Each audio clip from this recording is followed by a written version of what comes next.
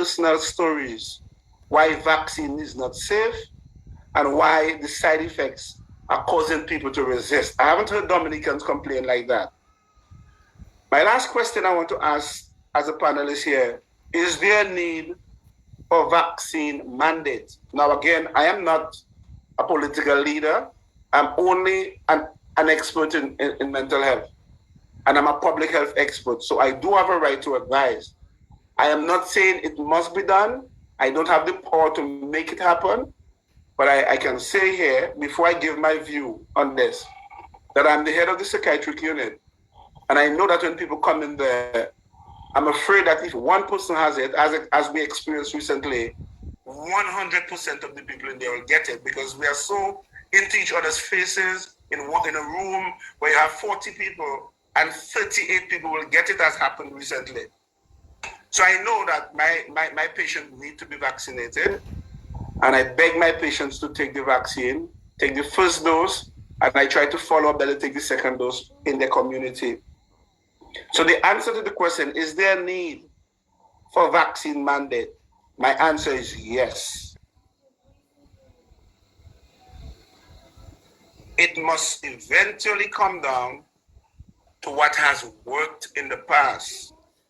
We know to enter primary school, to enter secondary school, to get registered in university, we have to show that we are fully vaccinated. We know when we are applying for the US visa or for any entry into people's country, there's no access without vaccine. I must admit that the challenge this time around, whereas you could convince a parent to protect their child that they love dearly, if a man or woman, an adult says no, how do you order an adult to take action without using the power of the law? Shouldn't an adult be able to opt out of a mandate? Those are the right questions to ask. But some of the answers are very simple. Should people be permitted or allowed to enter the space of other people who are fully vaccinated? Should my patients that I am admitting in the psychiatric unit against their will, by law, should I facilitate? Let me not use the word allow. Because the patients are forced to be admitted, 90% of them, and their rights are taken away to leave if they wish. Why should I expose them on a ward to staff members who are not vaccinated, or to other people who are not vaccinated saying that they are sick to come in and infect them, and some of them can end up dying? That seemed to be negligent. And I'm not arguing against my work. I'm just saying one has to consider this thing very carefully. Now, so should people be permitted to enter the space of people who are vaccinated? Should employers allow workers who are not vaccinated to come and infect their workplace, or allow the workplace to become infected? Should planes allow people who are not vaccinated to board a flight?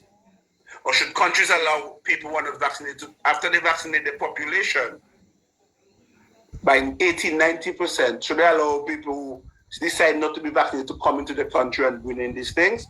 Remember this though, the world will lead us. And you know what?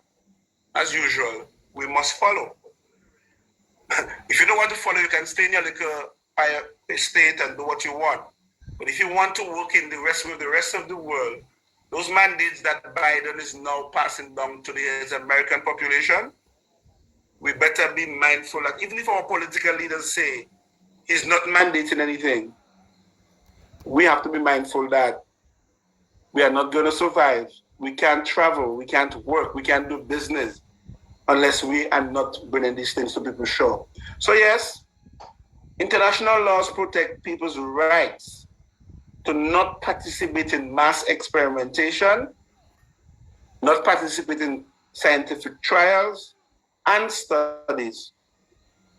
But the writers or drafters, all of those laws are also human beings.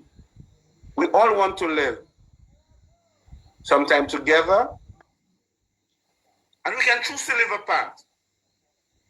But the purpose of a law or a mandate by law is to provide a legal basis for an action of public authorities or other interest groups.